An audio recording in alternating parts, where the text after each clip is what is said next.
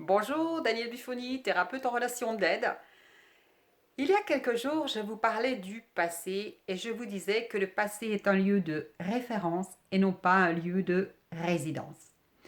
C'est vrai que on peut retourner dans son passé quand on a vécu des expériences formidables, des moments de victoire, des moments de réussite, où on a mis toute sa détermination, tout son enthousiasme, où on a vécu des moments inoubliables de bonheur. À ce moment-là, et vous l'aurez certainement déjà remarqué, quand vous vous surprenez à penser à quelque chose où vraiment c'était du bonheur, vous vous sentez tout à fait bien.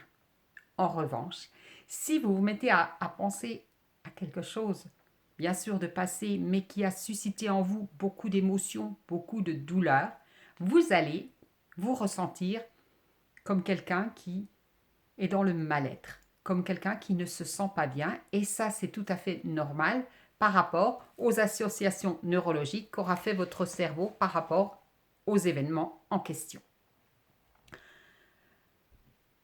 Si on continue à ressasser constamment, à s'accrocher au passé, eh bien, ça va être facile de définir notre avenir parce que ce à quoi je vibre, eh bien, je vais finir par le récolter. Et puis, comme disait Lao Tzu, si tu vis dans le passé, c'est que tu es déprimé. Pourquoi? Parce que quand je vais analyser un événement du passé, eh bien, je vais avoir des regrets, des remords. Je vais ressentir peut-être de la culpabilité et je vais me dire, et si j'avais fait ci? Et si j'avais fait cela? Eh bien, j'aurais peut-être pu faire autrement. Cela ne se serait pas passé. Et vous le savez, comme on dit, avec des si, on met Paris en bouteille. C'est tout à fait ça. C'est-à-dire que je ne pourrai jamais revenir sur le passé, je ne vais jamais pouvoir aller le transformer. Souvent, vous l'aurez remarqué, quand on revient sur le passé, c'est tout simplement parce qu'il y a quelque chose qui nous a fait du mal, parce qu'on a été blessé, et souvent, à l'origine de cette blessure, eh bien, il y a un offenseur. Quelqu'un qui nous a fait du mal, quelqu'un qui nous a trahis. On a peut-être aussi ressenti de l'injustice, quelque chose d'injuste qui s'est passé par rapport à nous, quel que soit le domaine de vie, qu'il soit sentimental, professionnel, familial, peu importe. On ressent tout cela et on va s'accrocher à cela, comme si on était addict à cette souffrance, comme si on en avait besoin. Et se cantonner là-dedans, eh bien, va nous amener vraiment dans des énergies basses, des énergies qui ne peuvent pas nous procurer du bonheur. Alors nous avons le choix. Quand quelqu'un nous a fait du mal, nous avons le choix entre continuer à avoir cette rancœur, peut-être même de la haine qui nous dévore à l'intérieur de nous, ou se dire maintenant, stop, ça suffit, je passe à autre chose. Pourquoi? Parce que d'une part, vous l'aurez remarqué, votre offenseur, il continue de vivre sa petite vie. Il est peut-être même heureux et il ne se rappelle peut-être même plus de ce qu'il vous a fait.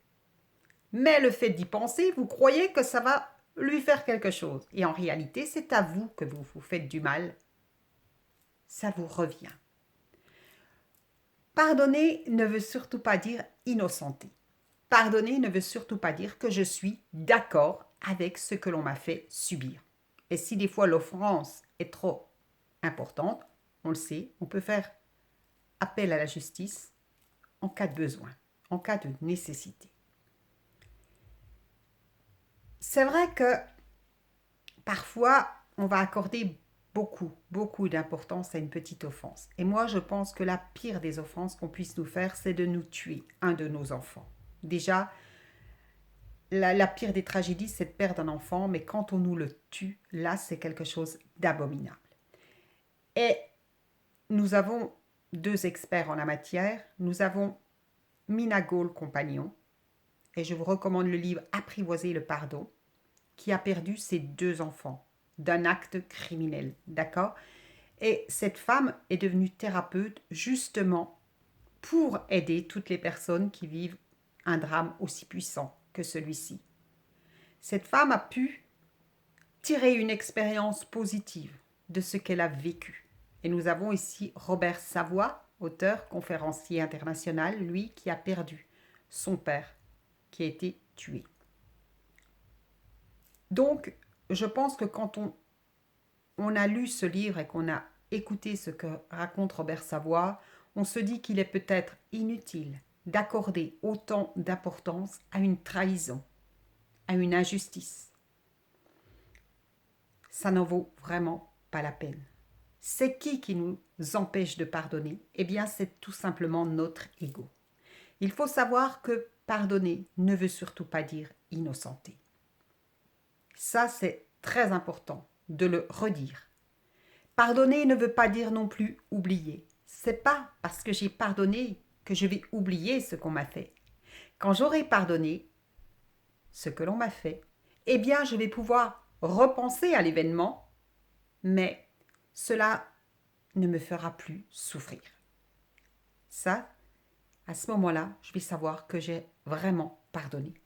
Et je saurai vraiment que j'ai pardonné le jour où je pourrai souhaiter tout le meilleur à mon offenseur. Celui-là n'a même pas besoin de savoir que vous lui avez pardonné. Pourquoi je pardonne? Eh bien, parce que, à un moment donné, je comprends que je m'aime assez pour m'autoriser la paix d'esprit. La paix d'esprit, c'est vraiment ce qu'il y a de plus sensationnel. Quand l'esprit est calme, quand il n'est plus perturbé par ces drames, par ces traumatismes, par ces offenses qu'on nous a faites, eh bien là, je peux vous garantir que c'est libérateur et que l'horizon s'ouvre à nous. Le pardon nous ouvre le champ des possibles. Le pardon, c'est briser ces chaînes qui nous maintiennent dans le passé. Le pardon, c'est tout simplement déposer le sac de boulets que l'on traîne sur le dos et qui nous empêche d'accéder à notre plein potentiel, qui nous empêche d'accéder à la vie, au bonheur et à l'abondance de la vie. Alors, bien sûr, ceci c'est ma position, ceci est mon point de vue, ceci est ma vérité par rapport à moi, ce que j'ai vécu. J'ai vécu des offenses dans de nombreux domaines de vie et comme vous, eh bien, pendant des années, j'ai ressassé et ressassé. Et j'étais complètement malade. Mon corps m'envoyait des signaux d'alarme. Je n'arrivais pas à réaliser mes rêves. Tout simplement parce que je me maintenais dans le passé.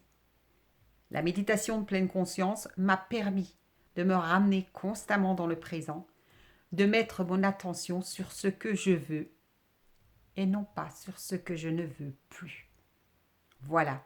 Voilà pourquoi, à mon sens, le pardon est utile. Et je ne parle pas du pardon religieux. Je parle tout simplement du pardon du cœur. Et je ne parle pas non plus de tous ces pardons illusoires que l'on fait, que l'on accorde à la va-vite, tout simplement parce qu'on a peur d'être rejeté, parce qu'on en a peur de plus être aimé, et surtout parce que souvent on a peur de perdre quelqu'un et de perdre la reconnaissance que l'on avait. Voilà pourquoi on donne des pardons illusoires. Et même qu'on a pardonné, on dit ok, c'est bon, j'ai été pardonné. Et sans arrêt, ça tourne dans la tête. Et tout ça, ça montre bien que le pardon n'a pas été véritable. Le pardon du cœur, je vous le dis et je vous le redis, il peut prendre des années. C'est un véritable processus. Mais si vous avez compris très bien comment ça fonctionne, eh bien ça peut aller beaucoup plus vite. Et surtout, moi je dirais une chose que j'ai constatée, c'est que l'offenseur, bien souvent, est quelqu'un en situation de faiblesse. Regardez bien le moment où une personne vous a fait du mal, dans quel état elle était. Et quand on regarde les faiblesses de son offenseur, c'est beaucoup plus facile de lui pardonner. Et attention, le pardon n'est pas un acte de faiblesse, mais je dirais beaucoup un acte de force. Quand l'offensé a pardonné, c'est lui qui devient beaucoup plus fort que l'offenseur, et c'est l'offensé qui retrouve le sourire et la joie de vivre. À mon sens, il n'y a pas de plus libérateur que cela. Alors, je vous souhaite une excellente journée, que votre journée soit aussi belle qu'aujourd'hui avec la neige et le soleil, et puis, pensez présent. Salut, bye bye.